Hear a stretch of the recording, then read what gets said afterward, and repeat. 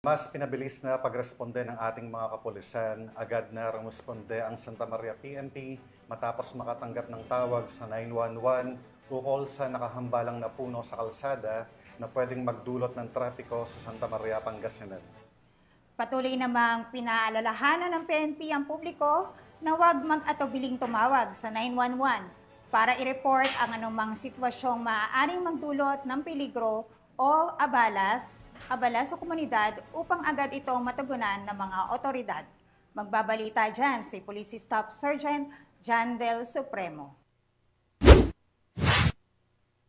Agad na rumisponde ang mga tauhan ng Santa Maria PNP matapos makatanggap ng tawag mula sa 911 Emergency Hotline kaugnay ng isang bumagsak na puno na nakaharang sa bypass road sa Barangay Kaoplasan, Santa Maria, Pangasinan. Base sa report, agad na pumunta ang Santa Maria PNP sa lugar upang i-verify ang insidente.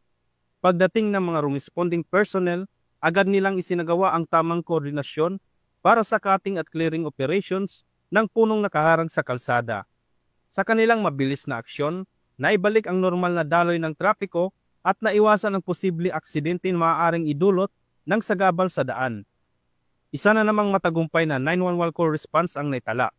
Patunay ito na sa mabilis na koordinasyon at aksyon ng ating kapulisan, naihahatid ang agarang serbisyo at masisiguro ang kaligtasan ng bawat mamamayan.